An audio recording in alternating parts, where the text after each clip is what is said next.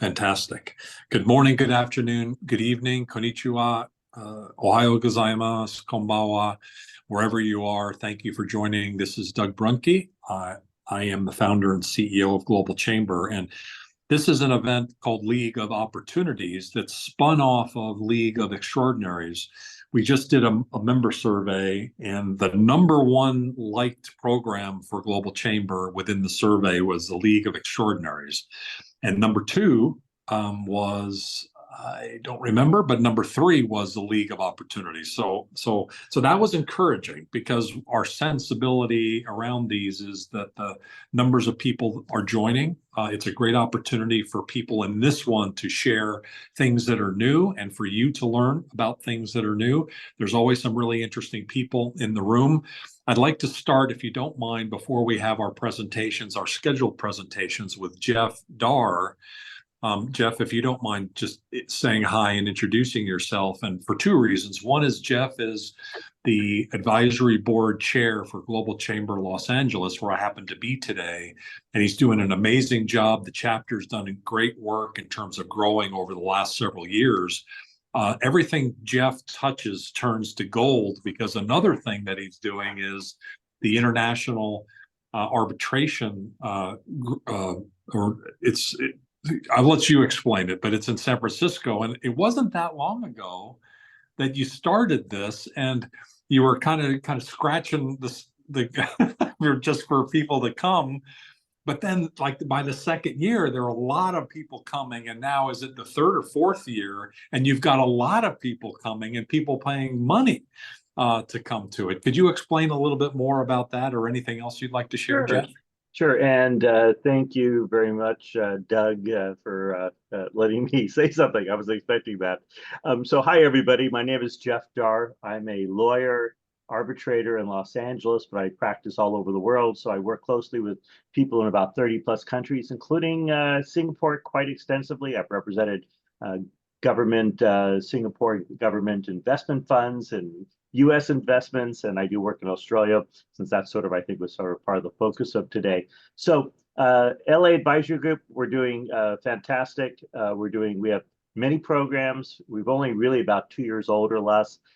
So we all learn from each other, but we're doing quite a bit of activity now, which is fantastic. One of the events that Doug was mentioning, and I will put in the chat a link to the website where you can see registration. I'll explain very quickly. So one of my practice areas includes international disputes and international arbitration. And in two short sentences, hopefully, or maybe three, why is that relevant to everybody? If you're doing cross-border business, you may very strongly want to have international arbitration versus courts as how you would have a dispute ever heard. And the reason is there's a treaty since the 1950s with 170 plus countries that are members. So basically, anywhere you would do business, except like North Korea or Chad, are members of this treaty, which makes international arbitration the uniform, recognized way to have a dispute versus courts. There's no treaties. It's worldwide. So in light of that, so this is an event that has worldwide interest. We're having the third annual California International Arbitration Week, the week of March 11 to March 14.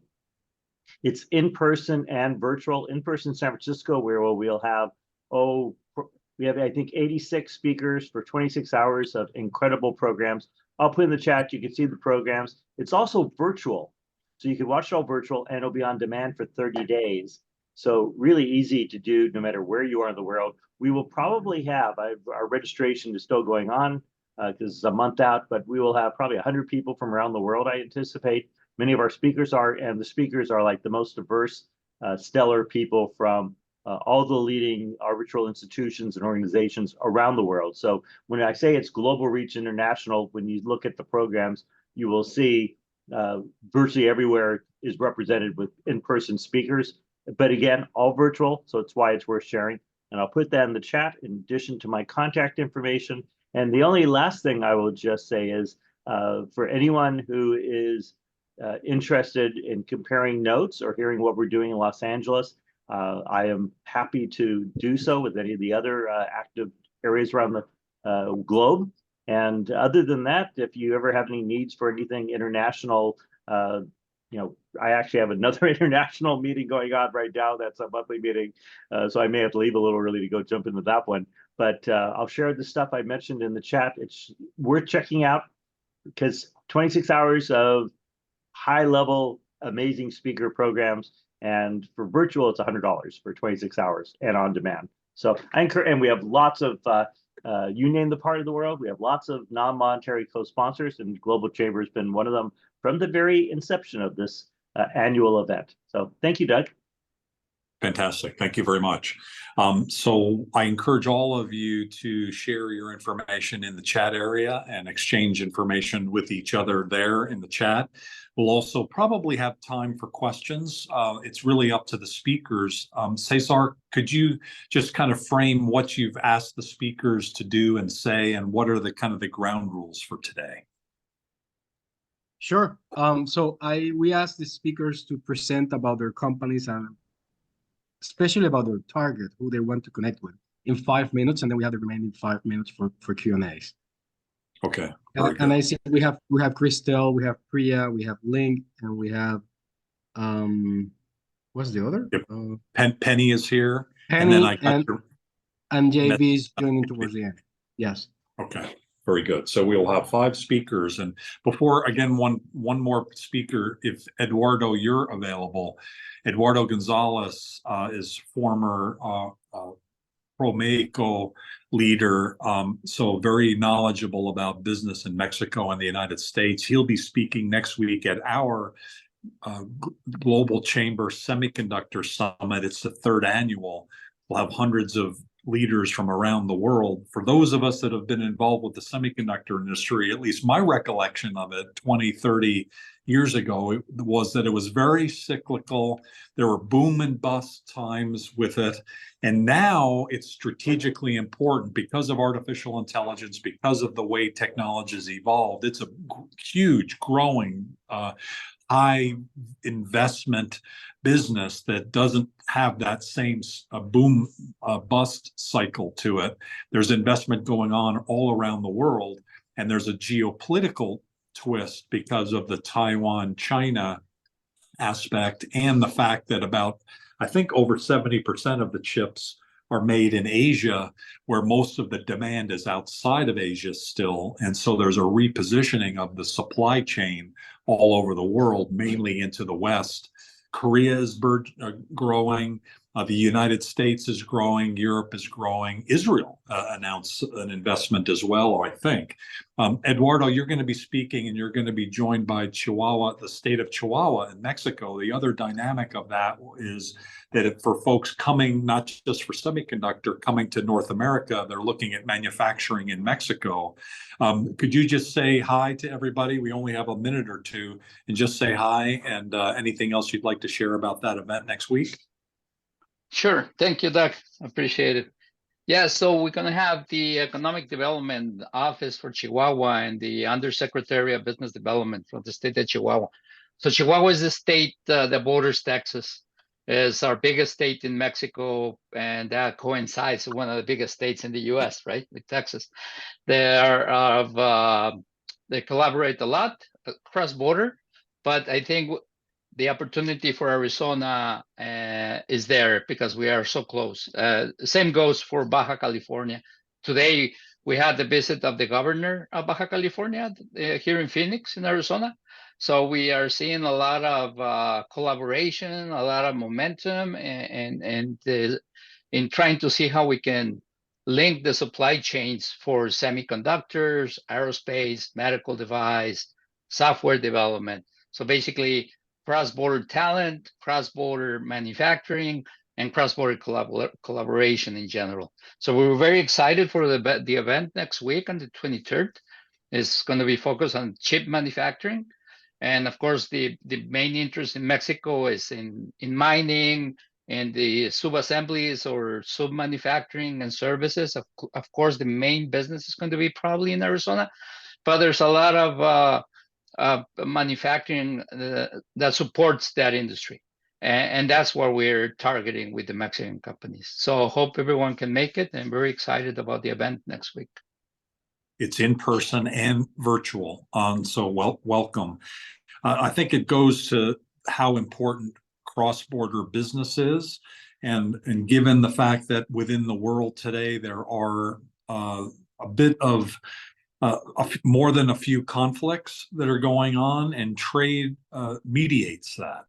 Jeff started talking about arbitration, but trade, it facilitates conversations and negotiation and mediation and arbitration, people talking to each other instead of throwing things at each other and yelling at each other. And so you're all doing something important to keep the world together at a time where there are forces trying to pull us apart.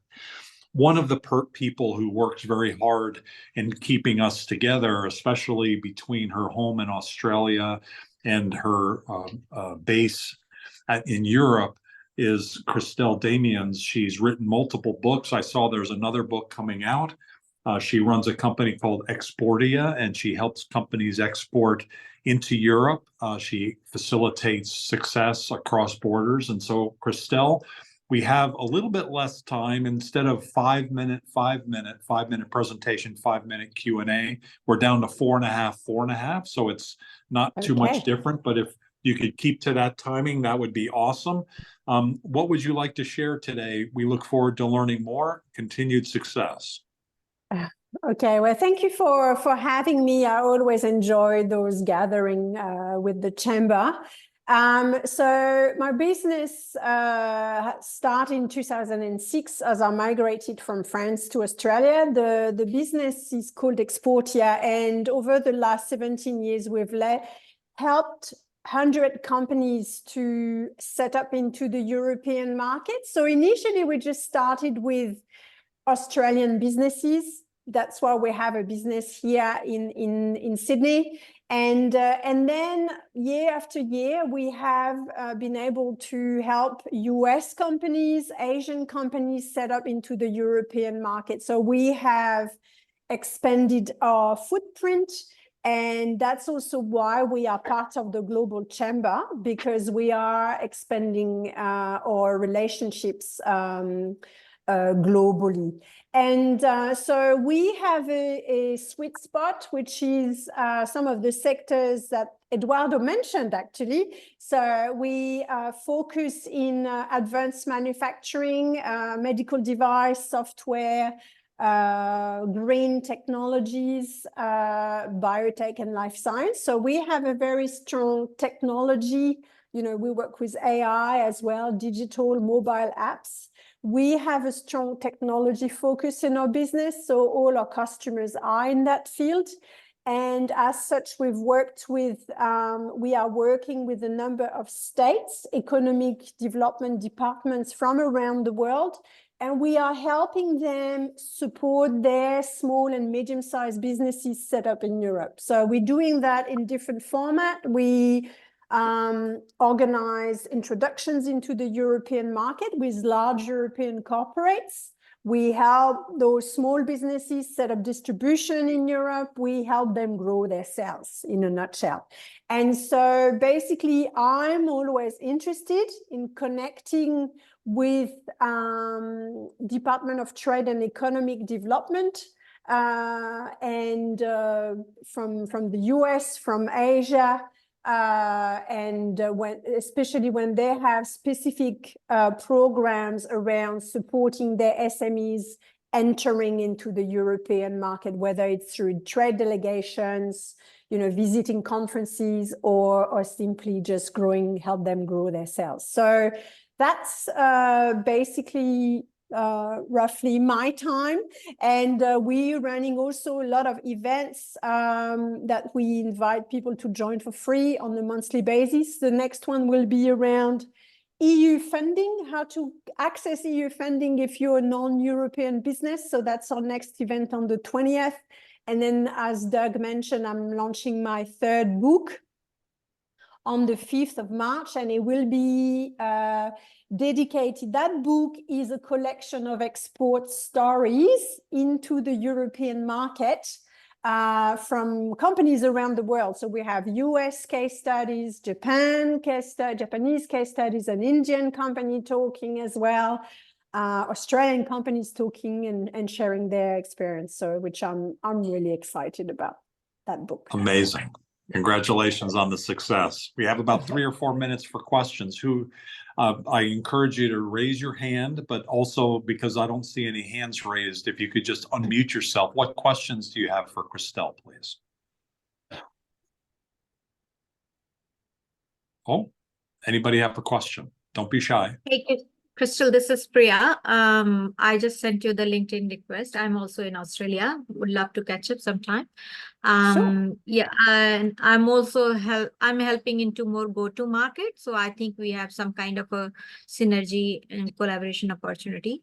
So that's what I wanted to say. And I looked at a little bit in your before we met a couple of presenters. So great work you are doing last 13 years. Good to hear your story. Looking forward to your book. Looking forward to meeting you. Thanks for reaching out. Hi, Tim. I see your hand. I see a baseball stadium behind you. Which stadium is that? You should know it well. It's Chase Field. Oh, there it is. Sure enough, in Arizona, Phoenix, Arizona. Gotcha. No one's What here. question do you have? Good to see you. So thank you. Good to see you. So Christelle, I'm curious how you're navigating this new corporate sustainability financial directive that the EU is implementing. Is that an obstacle to bringing companies into Europe in terms of trade and operations? So in terms of which financial directive do you mean? Which one? The new one that was just implemented in January of this year. In regards to foreign investment? No, just in regards to reporting requirements on sustainability and greenhouse gas emissions and the carbon. Yes. Okay, yes. Yeah. So yes, I see. So you may mention the carbon trade emission reporting requirements. So those are mainly for they're limited to certain sectors. And in terms of the sectors that are very heavy on carbon footprint. So fertilizers, I think from memory, and a number of different very large volume, very heavy in transport and carbon footprint goods. And I would say, they're mostly bulk type of goods that our companies, they're all SMEs, and they sell software. They sell small goods that are high value. So in our business, our clients are not really impacted yet. So you would see that all the big, large corporates would be impacted because they have that reporting to put in place. But we are dealing in our sector, we are in, corporate, small to medium size, high growth, highly niche, highly technological. We haven't seen any impediment. What we've seen though is that all at their level, at the medium and high growth level of those SMEs, they don't have to comply with that. It's not really related to them, but their European customers always will ask them, can you tell me what you are doing in your own corporate policy to be sustainable? How do you make sure your package is sustainable? How do you make sure you are implementing a corporate policy that is, environmentally friendly? So we hear that from European corporates that need to report back on what their suppliers are doing. We see that also from distributors, which are saying, okay, we're going to buy containers of your product. Can you tell us, is the packaging eco-friendly or not? So yes, Europe is wants to be carbon neutral, and they're putting things in place for it.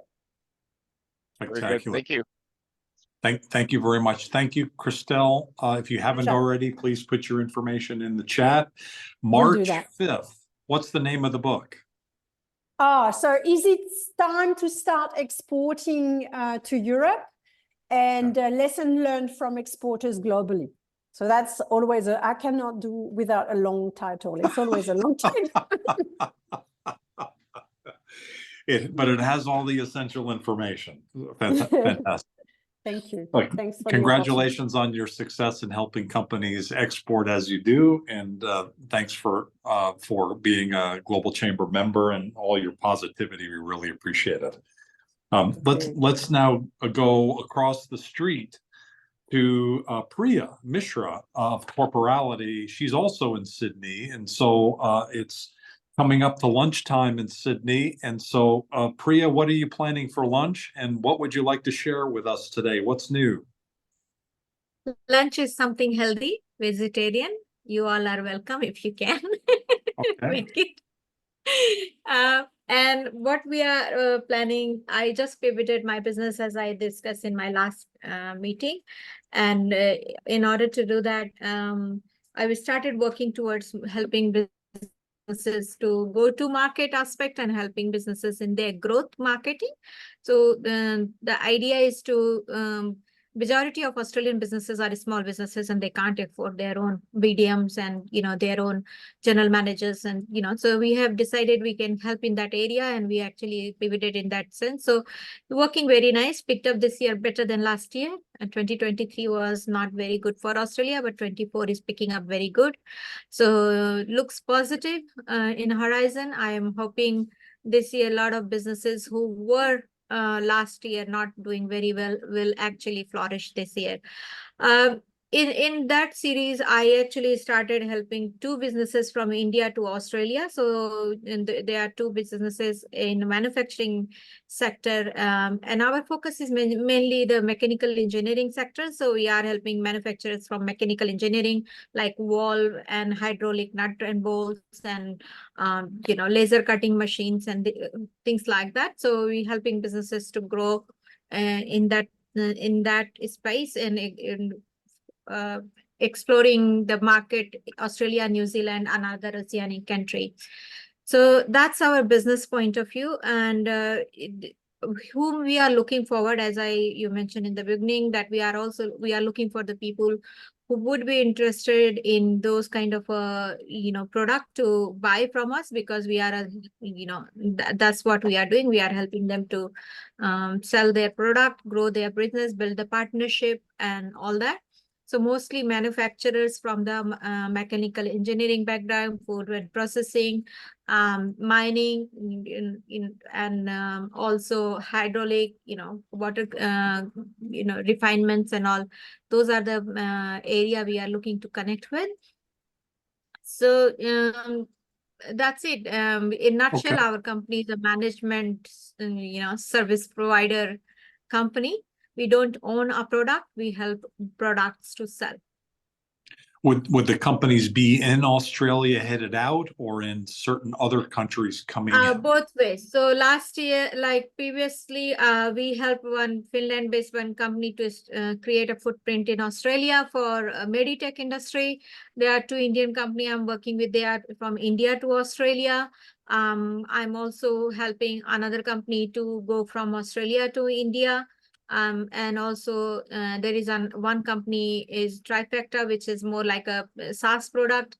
So we are helping from him to go from Australia to USA. So Okay, so I feel like there's some themes there around Australia. You're there, and then you mentioned India, and you've got some US background as well. What other countries are ones that are in your sweet spot? So for me, I'm open to bring people with majority of people, because between India and Australia now a free treaty. So, custom duties are not there. So people are quite keen to explore the Australian market. Earlier, it was not easy. So India, Australia is going very well. US is always people's, choice of most of the country. Everybody says it's opportunity country. Also exploring Indonesia, Malaysia, Singapore, Dubai, and Nordic region, which is more like Sweden and Finland. I have, some establishment there. Fantastic. I don't see any hands raised, but does anybody have a question? Please unmute yourself and go ahead, please. I heard Indonesia, so that's our next speaker, so that's good. That's a good, nice bridge. Any other questions, please?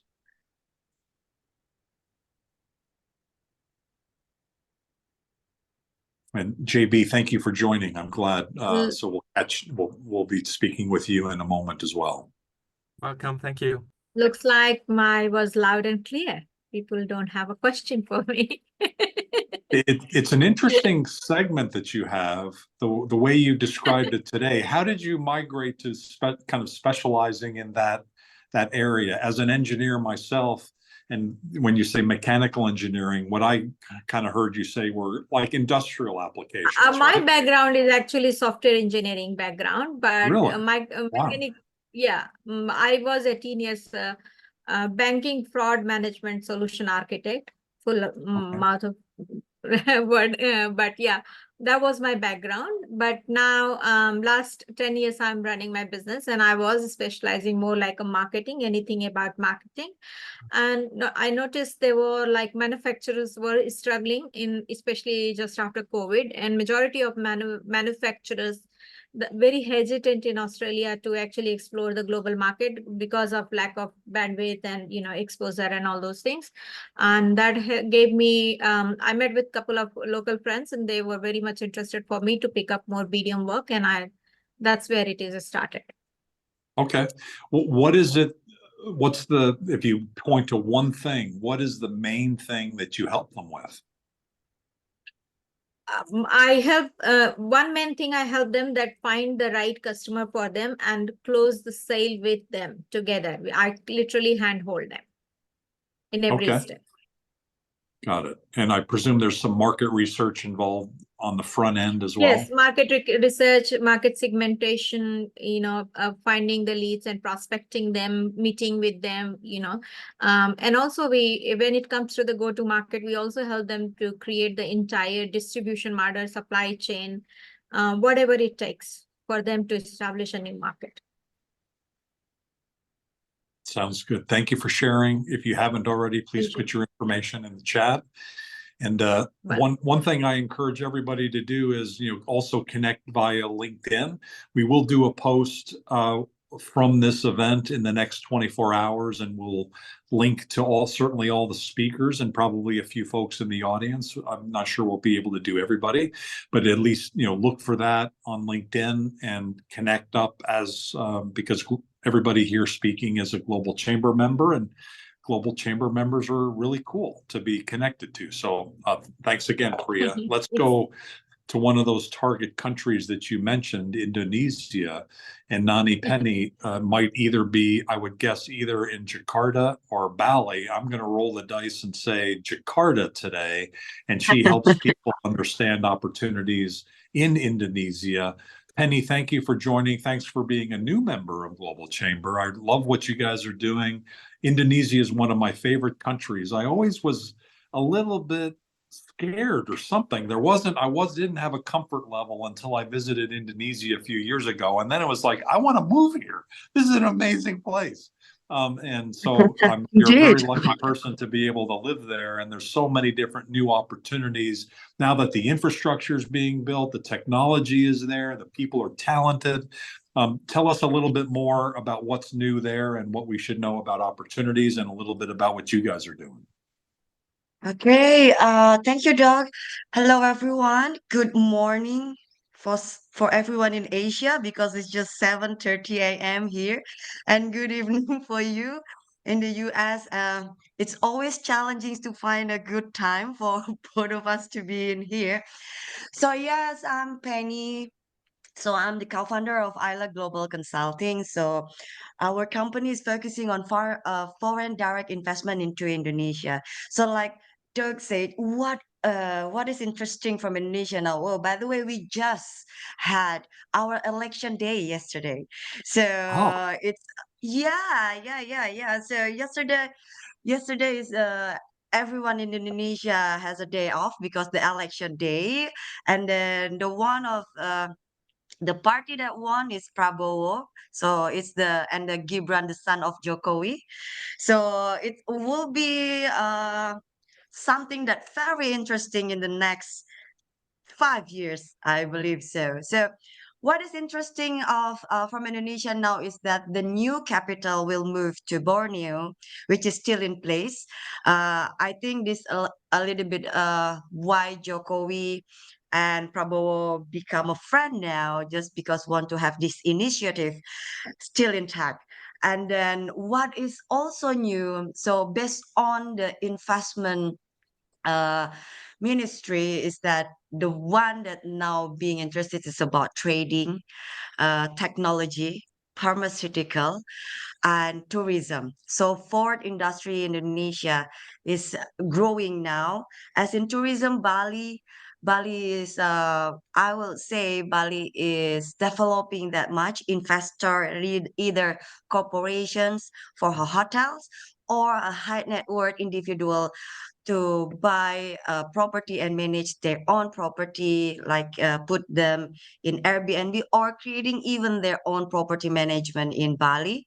And me, as a as a specialist, I will say a specialist in this, I would like to bring everyone not only to Bali, but to another part of Indonesia, let's say like Sumba. I don't know though if you already been visiting Sumba, Sumbawa, Papua. So Indonesia is an island country that we have a beautiful islands to explore.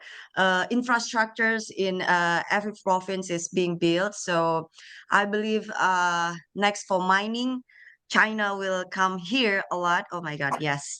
For mining business, nickel smelter, Chinese industry, Chinese companies like planning to come in. Even I'm dealing with one of Chinese company uh, to establish their business in here. So they're trying to build smelter, buy some nickel and export them to China. Also, one is Russian company. So mining in in some points still interesting for a big player because it's very high complicated business to establish in Indonesia. It is highly regulated. It's different with the trading, with IT. So IT is very diverse. You can start if you, let's say you have a web-based platforms, you have an app to, but to app to develop, it's just an idea that you need to bring in. But Indonesia is the population fourth the biggest in the country. So yes, and we are very consumptive countries, especially if you can targeting a right market. Let's say in Jakarta, we have 10 million people in Jakarta, and mostly in the young generations. And how one of strategy that the elections won by the second party is they're using TikTok. So TikTok is very famous now in Indonesia. They're using this platform how to elevate, how to leverage their campaigns, and they did it. So this is one of the of the factor that good as a campaign strategy by them. And then blockchain. Blockchain is now happening in Indonesia. So a lot of this is okay. How I see as a consultant in Indonesia is to bring in the foreign investor is that if there's a problem in Indonesia, there will be solutions for you. There will be a revenue for investor if you can see the opportunity in there. So let's say not many Indonesian company has a blockchain. Indonesia usually they renter or they use something in Singapore because like 2 years ago I attend the Singapore FinTech Festival. There are a lot of blockchains that used by Indonesian company. Meanwhile, in Indonesia itself, there's not a lot of blockchains company. So yes, that is for so because we know blockchain is not just only for cryptocurrency, Bitcoin, something, but also good for our supply chain. So I would like to. So if come to the question, who you would like to meet with, Penny? So one is also the blockchains company that want to enter Indonesia, mining company that want to enter Indonesia, IT company want to enter Indonesia, and big trading company want to enter Indonesia. And we, if you talk about trading, there's a lot of uh things, commodity that you can trade for sure. But since that Indonesia is the natural resource is so rich, well, so this is something that actually I would say not very competitive in Indonesia. But if you are in Southeast Asia, like you're in Bangkok, you can import the rice, you can import the spice, but still has a limitations. But if you are trading in steel, uh, furniture. So you can actually try to exchange that because our wood is one of the best quality in the world. So, but this is something that because I have my own clients that they would like to bring this outside export. So for wood and steel is highly regulated, meaning that you need to have certain level of license in order to be able to export. But this is that very less competitor in Indonesia because not everyone knows where is Indonesia. Actually, not even all the industry or what business they can do. But sometimes some people thought that, oh, Bali is another country. No, Bali is inside Indonesia. Indonesia is very huge. It's very big. We are like, oh, we have a 39 province at the moment. We have more than 1,700 island in in the country. And then yes, infrastructure is the one that challenging. So if a constructions company would like to consider Indonesia to bring their investment here, collaborating with the governments, so there's a lot of infrastructures now. Let's say MRT now. Now Jakarta is more to South Jakarta is more like Singapore. We already have our MRT, and how to connect with countryside, we already have the LRT. And then now in Bali, they are planning to have their own MRT. So my clients one is the one that coming bring in the railways for the MRT. Yes, and then so there's a lot of potential. I and then what the investor need to know is that you can now most of the industry is now 100% open for foreign ownership. So during the Jokowi in the last 5 years, he opened many of industry into 100% foreign ownership. So you have the authority of full uh, authority of your company with a minimum of 2 shareholders. Can be individual, can be corporates, and then it's easy. And then you can open. So I know every companies. Okay, Penny, how can I chip in my money as a paid up capital there? Is it hard to open a bank account? Well, actually, open a bank account also is not that hard in here as long as you have And your you, own company and you can help them. and you as You a can help them with that. yes, for sure. Yes, I can help them. So Okay. actually, what Isla does is that Well, we got to keep moving because you talked over your time, so we're going to have to kind of cut you okay, off here. Sorry okay, about well, that. So it's we have okay. 2 more speakers and we want to finish up on time. And so I think really what you're looking for are potential investors into Indonesia. I think you laid that out really beautifully in terms of the 4 key markets and even beyond that. And I do want to make a correction on one number that you shared. And I see this with Japan because of the way Japanese numbers are structured. Often it's a 10 factor off. You said 1,700 islands. It's actually 17,000 islands. 9,000, yes. Yeah. Yes, So there's a lot of 17,000 islands. islands. And I just happen to know 1,700 that. is just, yeah, Yeah. 1,700 is just a part of, I think it is Indonesia. Yes, it's a 17, yes, 7,000 There's a islands. lot of So islands it's, there. there's a lot So, of islands. So can you believe it? Infrastructures does really need to build here. Okay. well, Okay, yeah. thank you. So I Thank believe you my for time is up. sharing. Yes, Yep. my pleasure, Doug. Please put your information in the chat area. And I would like now to shift to Ling as our next speaker. Ling, actually, she's part of the Global Chamber Chicago Advisory Board, and we happened to be in a meeting earlier today. Ling Chang has a company called Ledger Funding, and then you were speaking earlier, Penny, about blockchain, and she'll talk more about the connection with her technology and blockchain. But facilitating export funding is something that Ling does every day. Thank you for sharing today, Ling. What's new and what would you like to share? Sure, absolutely. It's a great segue. And Daniel will definitely want to connect with you. Hi, everyone. I'm also a member of the New York City chapter, and my company is a digital marketplace for global trade finance. We help small medium enterprises grow by matching them with commercial finance companies and banks for invoice financing, purchase order financing, and supply chain finance. And it's built on the enterprise blockchain platform so that the financial data is immutable, but very importantly, that the algorithm cannot be manipulated to advantage certain parties. Because of this trustworthy platform by design, we were tapped by a half-state-owned entity in Vietnam to do a joint venture with them to open up the export trade finance market. So that's in parallel. So that's something new. At the same time, my company has been actually helping importers and exporters to do financing.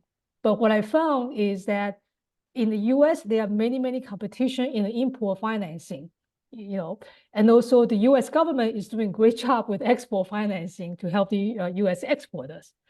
But what I see the need is really a lot of countries that are trying to export into the United States, and they need help. Unfortunately, either their local government is not as helpful, or they may not have enough financial infrastructure locally to help them with trade finance.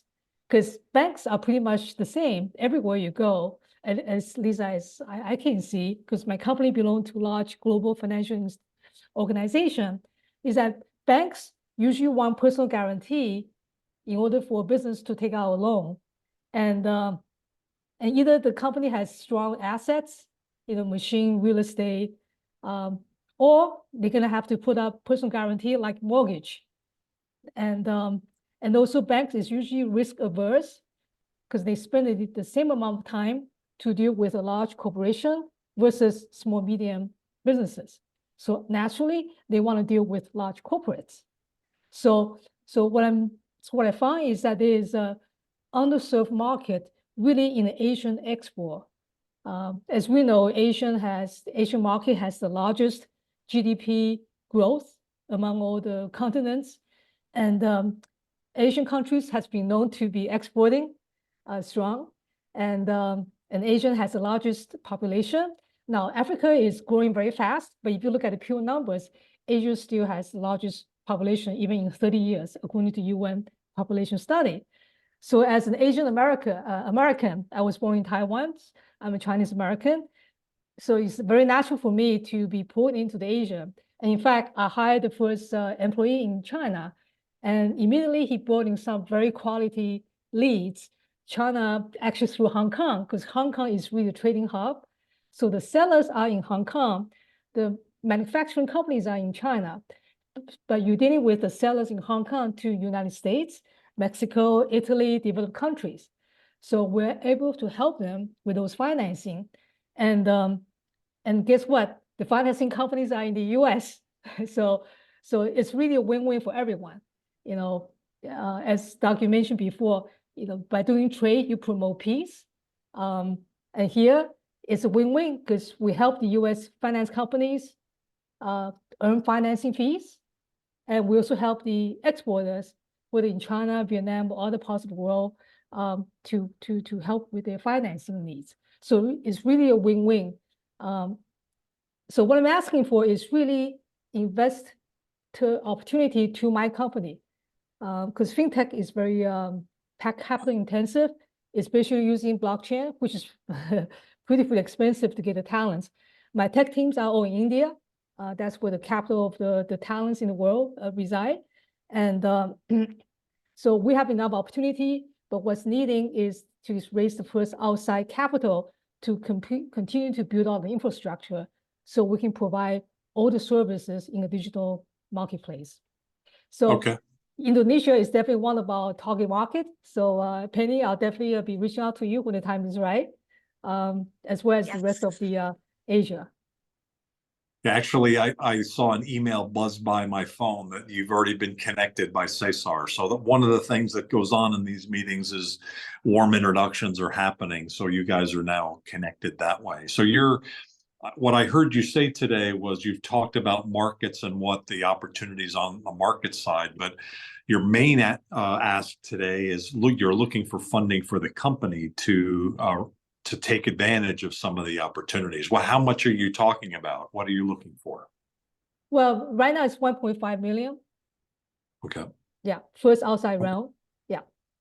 Okay, so you're looking for investors, and then you're at the same time you're working on your market side. So thank you. Does anybody have any questions? I think we have time for one question. Anybody have a question?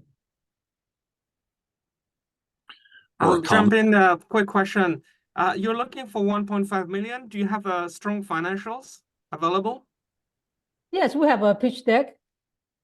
Yeah, so any introduction or connection to get feedback from angel investors, early stage investors, I would be very appreciative, because I figure that probably investors that understand the Asian market will probably be more predisposed. Yeah, what's the basis of your thinking there, JB? You have some thoughts? Yes, I do. Actually, I can first maybe introduce myself, and then you will understand a bit more. So my name is, are you okay with that? Of course, Luke? please. Yeah, okay. Yeah, no, and actually JB is our final speaker, so it's a great transition. Thank you. Great, thank you. All right, so you can call me JB, but my name is Jean-Baptiste, so I'm French, as you can guess. I was born in France, but I actually live in Hong Kong, and my wife's a local Hong Kong lady. I've been here for 20 years. I learned Chinese at the Beijing Language and Culture University 20 years ago. So today I'm a business accelerator. I'm based in Hong Kong. I work on global trade and investments. So in terms of investment, I'm able to connect with investors from Europe, from Asia, VCs, family offices, different types of investors. I also work as a financial advisors for a number of startups. So I work with government agencies. Usually the type of situation I'm facing is when we have a project, they're usually trying to expand overseas, and what they don't have is a local office. You know, if you're an Asian company, you want to go into Europe, you need to have a strong office, because a European investor will only invest if you have a local presence. You know, they don't like to invest in a very far away place, and you know, it's common sense. But that's why you need to have an office. Second thing is you need to have strong financials, including a data room, proper valuation, you know, all things like according to the book. Otherwise, like a professional investors will not even touch it. You know, they don't want to waste their time. So you need to have strong financials. It's also advisable to work with a good financial advisor, someone that has a strong network and has a good reputation. And the last point is also you need to have a strong leader, you know, in that office, because an investor will only invest if they think they can turn this business into a cash machine, basically. So that's coming back to your question, Ling. All right, so I also work on global trade. So I work, for example, on global e-commerce. So I'm looking for brands, partnering, for example, fashion brands, and we will co-invest to develop their e-commerce, their merchant website. So we'll expand their business. So that I do a lot of different things. Basically, I'm a business accelerator. That's how I call myself. You can see me as a problem solver, as a super connector. You know, I'm here to create value. So I'm basically, I need to understand, you know, companies, the situation, you know, problems, pain points, and then my role is to come up with, you know, solutions that can create value. So that's about what I do. So I do a lot of different things, and I work with different, you know, partners, investors, professionals, you know. So it's always great to know and, you know, meet more friends. Thank you, everyone. Yeah. Fantastic. What questions do you have for JB? One quick question before the next question. JB, you're in Hong Kong, and you had been thinking about different locations. Are you still in Hong Kong, and is that your plan to stay there? Thank you for this very good question. Yes, I am still in Hong Kong at the moment. However, I'm looking at Australia because, you know, I see myself as a bridge between Asia and Europe. And Australia is part of Australasia, you know, so I want to keep that strength. And because Hong Kong and China are going through some kind of difficult times. I think you've all known what's going on with the decoupling thing, the debt crisis in China, the demographic crisis, you know, the low demand. So there's basically a downward pressure. Plus, you know, like what we know on an international level with very high interest rates, 6%. it has a huge impact on the global economy. And so Hong Kong and China are really badly impacted at the moment. So that's why I want to have one foot on the ground in Hong Kong and maybe one foot on the ground in Australia in the future. So I can be like a bridge between Australasia and Europe. That's my plan. Thank you for this Okay. question. Have you watched the new streaming series Expats that's based in Hong Kong by any chance with Nicole Kidman? And no, I did not. That's interesting. Okay. Yeah, I think watching. I'm sorry? I said worth watching it. You should. Are you watching it? Is it good? Yes, I am. Yeah, it's good. I think it's slow, but it's interesting, but it's a little bit suboptimal, honestly. But I think it's still Hong Kong views and life in Hong Kong, and and it's more of a story rather than about Hong Kong. But it is about Hong Kong, so very cool, and being an expat. So, sorry to interrupt. It's not a comedy. It's not a comedy. It's not a comedy, absolutely. So sorry to divert us tragedy. to that, but it is a tragedy, actually. Yeah. So, and it would be a tragedy if you had to leave and your wife, who's from Hong Kong, would leave. But everything is a gift, and so you'll find a way to turn that into a positive, I'm sure. We probably have time for one question. Anybody have a question for JB?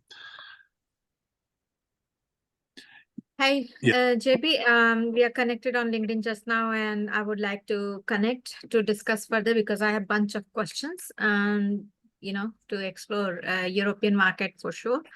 So let's connect one-to-one. And I'm assuming you are mainly helping with the e-commerce side, or you are also helping other businesses to accelerate? I work with a lot of different types of companies. I work with TV home shopping companies. I used to be a buyer like 10 years ago for a retailer called Jiffy. It's a low-cost retailer. So I'm connected with a lot of different types of companies. I mentioned global e-commerce because basically right now it's a hot topic. And everyone is kind of moving, after COVID, a lot of people are going into this direction. The rents of having a store is so high, and it's very difficult to make it profitable. So that's kind of pushing everyone into e-commerce. But I do work on non-e-commerce projects also. Yeah, like finding distributors, qualifying partners, M&A. Yeah. The France, Australia linkage certainly, I think, makes sense for Christelle and JB to be connected. Probably Cesar's already done that, and I'll give Cesar the last word. We're just wrapping up now. I also want to mention, considering France, is that the Paris Olympics are coming up. It starts, I believe, July 25th. It lasts for 17 days. Global Chamber will have a podcast live on the ground in Paris. Casey Branch, one of our members who will be there, is deeply connected to the wine industry, and that's one of the reasons why he'll be there. He'll be the facilitator of that, and we have actually an intern, a French-speaking intern, who started last week. And one of her initiatives is marketing in our French-speaking countries, including Africa, but primarily France. And she's helping to facilitate and get ready for at least 10 programs on that podcast starting July 24th, which is the Thursday, the day before opening ceremonies in Paris. And so if anybody is interested in that, let me know. We have Christelle in the crosshairs in terms of hopefully she'll be one of the speakers there. That would be very natural. Cesar, you have the last word. What would you like to share? What's your reaction to what you heard today? And I think we have our second League of Opportunities coming up in a few hours. That's right, Doug. No, I'm glad, today's conversation was really good. Speakers, and we have over 25 people here. This is the second time we attempt the League of Opportunities at this time. And so it's much, much better. So I look forward to having more at this time zone. So I'm glad you mentioned about the Paris Olympics. It's interesting that while everyone's sleeping in Paris, we have JB and we have Christelle here presenting. So that's how that means how global everything is nowadays. So I'm helping Casey Branch, our member in California, with that, and we have Renee Meyer in Strasbourg also that's going to be participating. We're going to be at least attending at the Olympics. So if anyone is planning to go, if you know someone from your country that is even participating, just planning to go and cheer for your team, let us know, because we're trying to put a group together and do a meetup as part of that podcast that Doug mentioned. So yeah, we have the League of Opportunities tomorrow. For those in the US, it's 8 a.m. Pacific time. And I also wanted to mention our AI series this month is next Wednesday, I think. But we have Ling Shan, who's with us here today, is one of the panelists, and it's gonna be about AI and global trade, and it's taking a really good shape. We have Ling Shan, we have Joe Burks from Beeland GTS, and we have Yuka Nakasone and Jacob Ditch, who are the moderators of this series. So I invite you all to take a look. Register, even if you cannot attend because of the time. You will always receive the recording. So yeah, I'm gonna put the link of that event in the chat while you close it up, Doug. Thank you. One of our members who is a blockchain expert is part of a special Harvard program. And he spent several days at Harvard. It's a 9-year program. And he came back and he said the number one thing for his business is AI and incorporating that. And it's a life or death, and we need to all move. And so that's part of the reason why we're facilitating that, and why we hired a new person yesterday who is focused in on implementing AI within Global Chamber, including in the new application that's being developed and rolled out in a few months.